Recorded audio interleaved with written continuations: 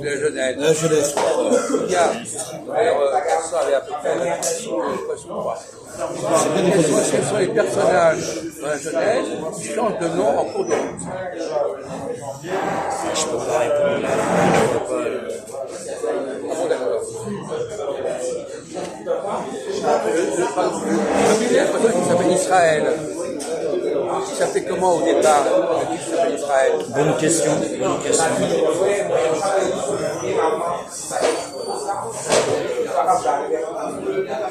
Alors, on va voir un coup autrement.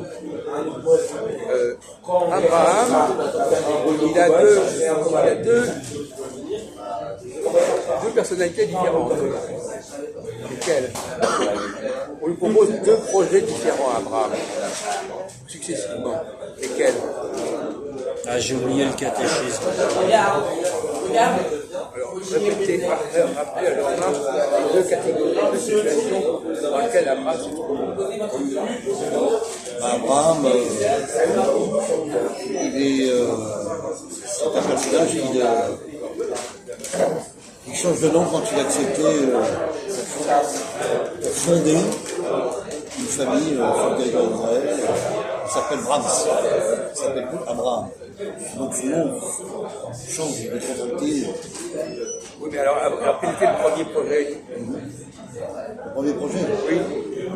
bah, soit Avant de fonder la famille, c'était quoi le projet? le projet c'était soit il était gardé en Israël pour le rôle du jugement de la population des Juifs en Israël, ou soit ils avaient demandé à ce qu'ils partent, à ce qu'ils quittent le territoire pour aller en Égypte et de travailler avec les Égyptiens dans le territoire du pouvoir égyptien. Donc voilà la double identité juive, soit de rester dans un territoire, soit d'être présent individuellement parmi les non-juifs. Vous êtes d'accord avec cette double situation?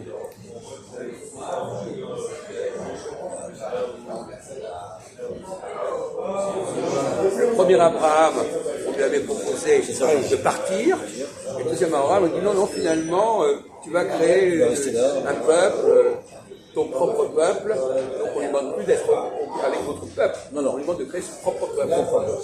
Donc on voit bien qu'aujourd'hui encore, on est pris dans cette dualité. Il y a quelqu'un qui m'a dit. On a bien cette dualité actuellement. Il était là il y a 2 minutes. Alors, vous nous parlez, nous, de cette dualité.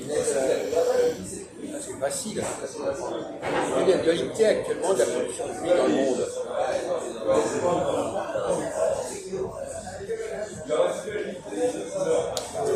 Il y a les Juifs qui sont en Israël et ceux qui sont ailleurs. Oui, c'est ça. Ailleurs, ils sont entre eux ou ils sont dans le monde? Ah bah dans le monde. Voilà. À New York, à Londres, à Paris. Intégré dans notre pays, voilà, c'est ça. Donc, il y a cette double dimension. Voilà. 2 cas de figure. Deux cas de figure. Alors, est-ce que vous vous souvenez d'un personnage très important dans la Bible qui va partir de son pays et jouer un rôle important dans le pays où il arrive? En Genèse.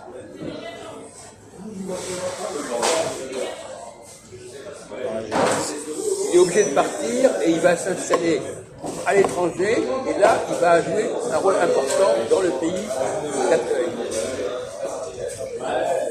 Ah voilà Gérard. Venez là. On est nombreux aujourd'hui. Comment? On est nombreux. Voilà, très bien. Alors allez-y, c'est qui? Ah, Joseph. Joseph. Joseph, il est vendu par ses frères à des Égyptiens. Il part avec eux en Égypte, et en Égypte, il acquiert un poste important. Joseph. Vous le savez ça, par exemple? La Genèse, Amen. dans l'Ancien Testament, la Genèse. Quand il était petit, Gérard. Youssef. C'est lui Joseph. Youssef. Eh bien, Joseph, il a, pour une circonstance, il est arrivé tout à fait proche du pharaon. Oui. Et, comme chaque année, il y a une tribu israélite qui vient en Égypte pour s'approvisionner, parce que c'est pas très loin, mais il les a reconnus. Oui.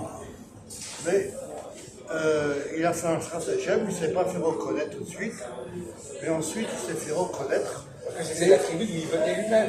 Et il a Et le- invité ses frères à s'installer là, en Égypte.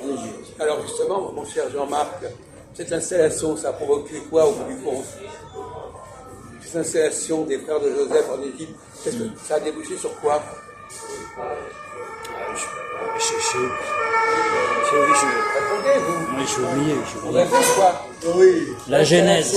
Voilà, t'es perdu, toi. Bah, non, je m'en souviens plus, le catéchisme, j'avais 12 ans. moi. Qu'est-ce que c'est? Quoi? Bon, écoutez, ça va. Hein. Ouais, non, mais il me parle. Non, mais ça va, ça va. Alors, comment ça s'est terminé l'histoire de Joseph en Égypte? Ici, il a installé cette tribu. Et puis après? Près de chez lui. Et après? Ouais, ça va. Chacun a pu vivre tranquille. Et après? Et après? Longtemps après. Oui, allez-y, allez-y. Non, vous parlez de 100 ans plus tard. Oui, oui, allez-y, oui, allez-y. Ah ben 100 ans plus tard, il y a un changement de pharaon. Voilà. Parce que les pharaons actuels, là, ce n'étaient pas des Égyptiens. Et ça s'est terminé comment à la fin? À la fin, il y a un gars qui s'appelle c'est Moses. Voilà. C'est Moses. Il a fait un stratagème, secrètement. Et ils sont tous partis. Et avant de partir, Ils sont repartis de là où ils venaient. non, pas du tout. Mais pas du tout. Non, mais absolument pas. Bien sûr que si. Mais non, mais sûr que non. Au lieu d'aller vers le nord, ils sont allés vers le sud. Parce que, avant de partir, ils ont fait la razzia sur la population égyptienne. Ils ont appliqué tout l'or qu'ils avaient. Mais ils sont partis où? Hein? Ils sont partis où? Vers le sud. Vers le sud? Bien sûr.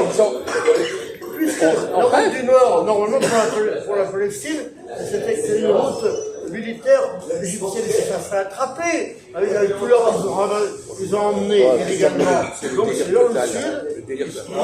Mais tout le monde sait très bien qu'ils sont partis vers le nord. Mais pas du tout, Mais écoutez, arrêtez de faire n'importe quoi.